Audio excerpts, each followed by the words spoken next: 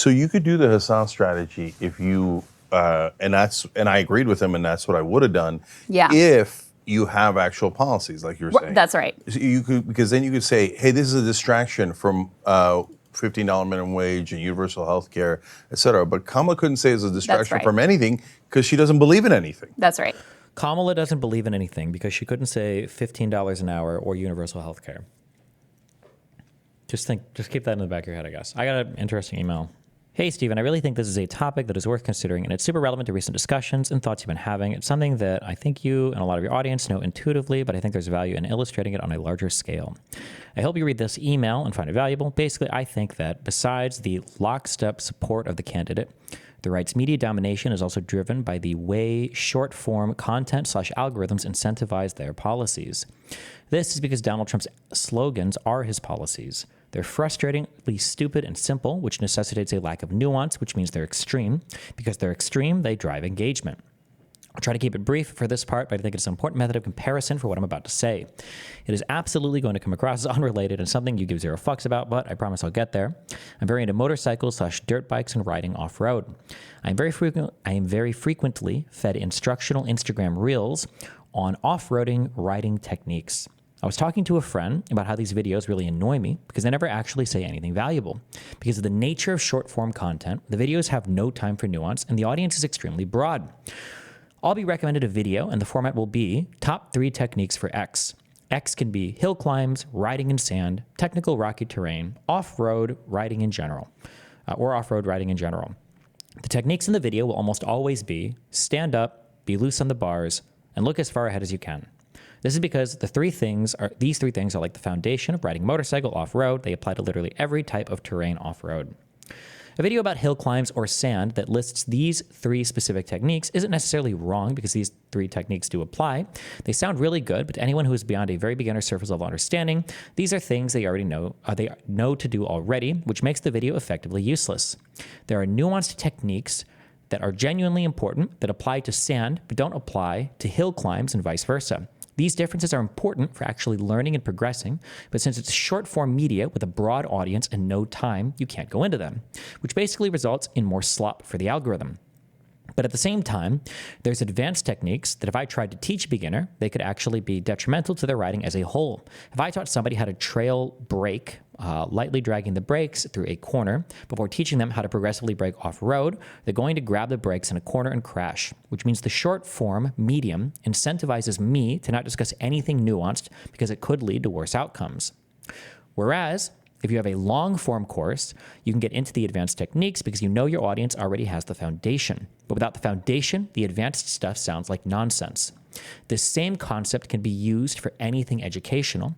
You cannot teach the nuanced advanced stuff if your audience doesn't know the fundamentals, and sometimes the advanced stuff without the fundamentals leads to detrimental confusion. I think this is something people can intuitively understand, even if they don't give a fuck about whatever subject is used in the example. But I think that this is something that extrapolates well beyond motorcycles or educational content. I think it actually extrapolates really well into politics in general. No more motorcycle-related metaphors from here on out. Understanding complex issues requires a foundation of the basics and additional learning beyond that. There is no actual, quote, it's just common sense, bro, end quote, solution to any of the major issues in the United States. Since people are increasingly getting their information from short-form content, people who are actually trying to solve complex issues are fighting an uphill battle when it comes to spreading their ideas. If I'm a Democrat, it's much more difficult to explain the asylum process than it is for a Republican to say that we should, quote, build the wall, end quote. The same message needs to fit into a 30-second video, or a 280-character tweet, or a headline. Which one will be easier understood? Which one will drive more engagement? I think that short-form media incentivizes, if not demands, a lack of nuance. When I say short-form media, I don't just mean TikTok, Shorts, or Instagram Reels. I think this also applies to reading a headline, short form, versus reading an entire article, long form, and also Twitter as a whole. If this lack of nuance is combined with how social media is incentivized to promote divisive content because it's engaging, I think it really helps illustrate how the right dominates media. A lack of nuance tends to be inherently divisive and inherently engaging. An example of this on the left is defund the police. I think this was always more of a slogan than an actual policy idea, but the example still applies. It was an extremely controversial belief because it removed all nuance, but it was everywhere. A lack of nuance also tends to be inherently short form. Trump's run-up to being elected, his initial election up until now, has a pretty strong correlation with the rise in short-form content. Correlation isn't causation, and the causation isn't an argument I'd be inclined to make anyways. However, the overall shift away from long-form to short-form content is important and essential to what I'm about to say next. Trump is literally perfect for weaponizing this shift. A big part of Trump's magic is so simple it's stupid. His slogans are his policy. His slimy reality TV businessman background only makes this stronger, and it explains where it came from. When Trump says, build the wall and make Mexico pay for it, that is literally his policy. And because his followers are so stupid, it makes complete sense to them. They not only get to parrot his slogans, they also get to parrot his policy in the same sentence while feeling smart about it. If I'm on the right, I can hear Trump say, shut down the border, and it's one sentence. I understand it with no research. This applies to pretty much all right-wing policies, tariffs, vaccines, abortion ban, etc. Maybe not all of them are one-to-one slogans to policy, but they're at least so simple that they're easy to understand without any specialized knowledge. They lack any and all nuance required to actually fix anything, but they sound good. When he says he's tired of other countries taking advantage of the US, he's going to make them pay us through a tariff. It literally does not matter how tariffs work. It just needs to sound good as a slogan because to his audience, that means it sounds good as a policy. It's funny because you can see tankies use the same strategy with how they use from the river to the sea.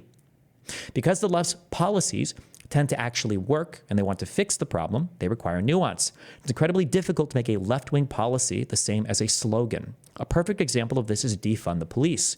Regardless of how stupid it was, this was always a slogan and not a policy. If it was a policy, literally everyone would think about how stupid it was. But that's the funny part. Trump's audience has been trained that slogans equal policy.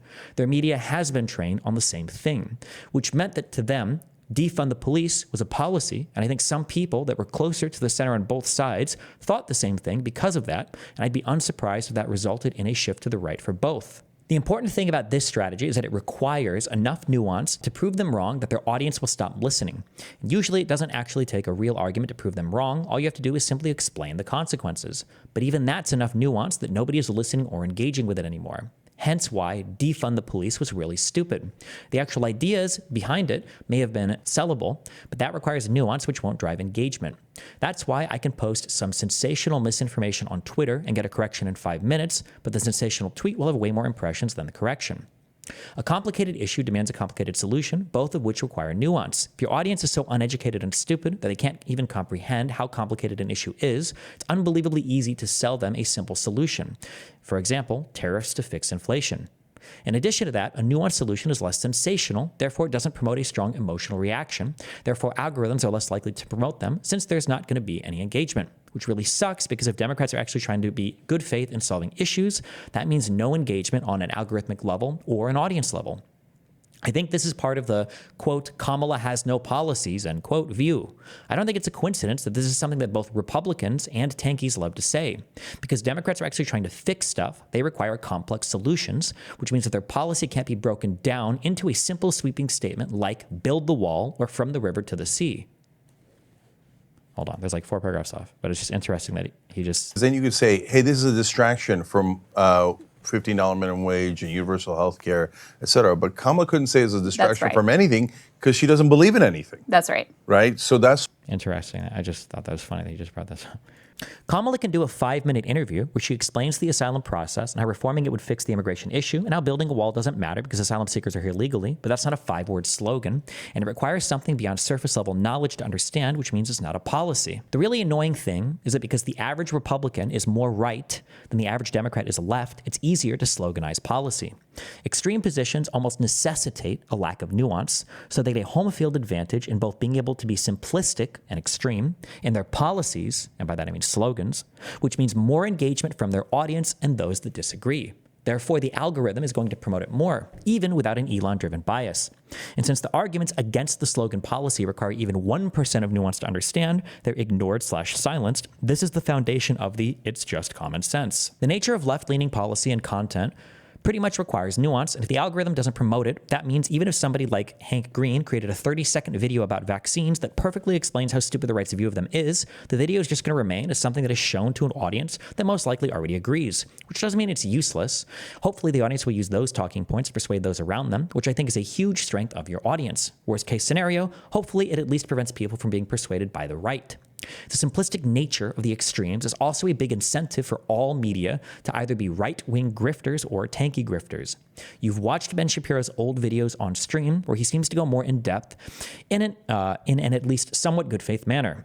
But I think Ben Shapiro is smart enough to realize that he doesn't need to do in-depth research. He just needs to know 10% more than the surface level, and he'll still make the same amount of money and reach the same size audience, if not more. If I was him and I saw how successful Tim Pool, Hassan, Dave Rubin were by doing that, I'd turn around and do the same shit.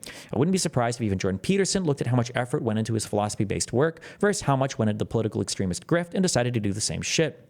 I wish I could say I have a prescriptive solution to this issue. I don't want any of these thoughts to be misconstrued as me saying Democrats need to be more extreme. I think that's silly. I think more blah, blah, blah, and then just, I don't know. I thought it was just funny that he sent me this whole ass email, and then I hear Cenk go, Kamala didn't have any policies. Not like we had policies like 15 an hour and universal minimum wage. If you have actual policies, like you were saying. That's right. So you could, because then you could say, hey, this is a distraction from $15 minimum wage and universal health care, et cetera. But Kamala couldn't say it's a distraction from anything because she doesn't believe in anything. That's right.